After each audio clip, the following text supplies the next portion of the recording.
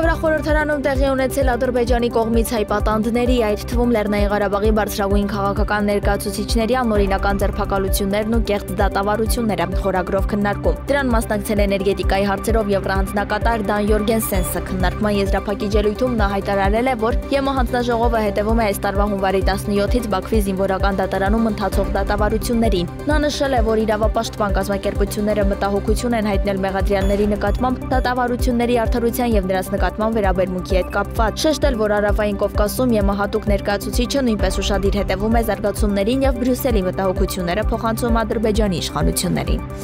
Ադրբեջանի կողմից հայ պատանդների, այդ թվում Լեռնային Ղարաբաղի բարձրագույն քաղաքական ներկայացուցիչների անօրինական ձերբակալություններն ու կեղծ դատավարությունները խորագրով քննարկման ժամանակ իտալացի պատգամավոր Մասիմիլիանո Սալինին հայտարարել է, որ Ադրբեջանն անխռով շարունակում է բռնությունները հայ ժողովրդի դեմ։ Սալինիի խոսքով հայերի նկատմամբ նման հարձակումների պատճառը երկուսն են՝ աշխարհագրական դիրքը և քրիստոնյա լինելը։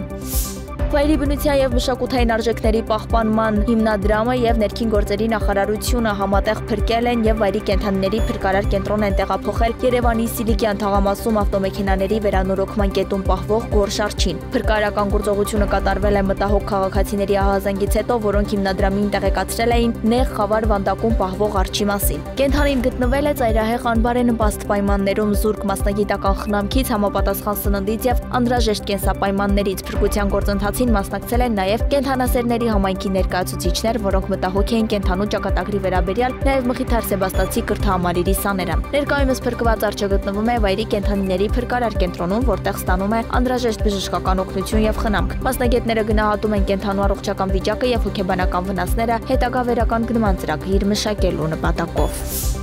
Իրանը պատերազմի չի ձգտում, բայց եթե ԱՄՆ-ն սխալ քայլեր ձեռնարկի, ապա հակաքայլերը վճռական կլինեն։ Իրանի գերագույն առաջնորդ Այաթոլլահ Ալի Խամենեին է ասել, նշելով, որ եթե Ամերիկայի գործակալները սխալ գործողություններ ձեռնարկեն, Իրանի հակաքայլերը կլինեն վճռական և հստակ, և ամենաշատը կտուժի ԱՄՆ-ն, հավելել է նա։